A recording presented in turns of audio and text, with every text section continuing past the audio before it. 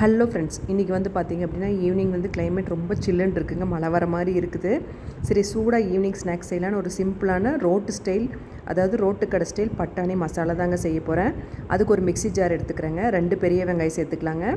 ஒரு 5-6 பல் பூண்டு, ஒரு 4-5 துண்டு இஞ்சி சேர்த்துக்கலாம்.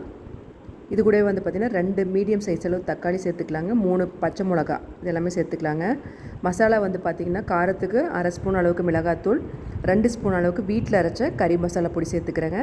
1 ஸ்பூன் அளவுக்கு சாம்பார் தூள், 1/4 ஸ்பூன் அளவுக்கு மஞ்சத்தூள். இது எல்லாம் நல்லா ஃபைன் பேஸ்ட்டாக அரைச்சி எடுத்துக்கலாங்க. அவ்வளோதாங்க, ரொம்ப சிம்பிளாக முடிச்சிடலாம். இதுக்கு வந்து ஒரு 1 பாட் மசாலா மாதிரி குக்கர்லேயே செஞ்சிட போகிறேன். குக்கரில் தேவையான அளவு எண்ணெய் ஊற்றிக்கிறேங்க. தாளிப்பு வந்து 1/4 ஸ்பூன் அளவுக்கு சோம்பு, 2 பிரியாணி இலை சேர்த்துக்கலாங்க. இப்போ நம்ம மிக்ஸி ஜாரில் அடித்து வச்சு இந்த பேஸ்ட்டை சேர்த்துக்கிட்டு மசாலாவுக்கு தேவையான தண்ணி சேர்த்துக்கலாங்க. நான் 2 டம்ளர் அளவுக்கு தண்ணி சேர்த்துருக்கேங்க. 8 மணி நேரம் ஊற வச்சுருந்த பட்டாணியுமே சேர்த்துட்டேன். நல்லா மிக்ஸ் பண்ணி விட்டுடலாங்க. தேவையான அளவு உப்பு சேர்த்து விட்டுடலாம். அவ்வளோதாங்க. லிட்டு போட்டு க்ளோஸ் பண்ணிவிட்டு ஒரு 6 விசில் விட்டு எடுத்துடலாம். அந்த 6 விசில் வரதுக்குள்ளே வந்து பார்த்திங்கன்னா மழையுமே நல்லா பெய்ய ஆரம்பிச்சிருச்சு. இப்போ ஸ்டீம் அடங்கிருச்சுங்க. இப்போ குக்கர் ஓப்பன் பண்ணிட்டேங்க. ஒரு மத்து வச்சு 1-2 நல்லா மசிச்சு விட்டுக்கலாங்க. இப்போ வந்து ஒரு கப்பில் சேர்த்துக்கலாங்க. நம்ம கட் பண்ண ஆனியன், கேரட் எது வேணால் சேர்த்துக்கலாம். நான் இன்றைக்கி ஆனியன் சேர்த்துருக்கேங்க. கொஞ்சமாக ஒரு 2 ஸ்பூன் அளவுக்கு பூந்தியுமே சேர்த்துக்கிறேன்.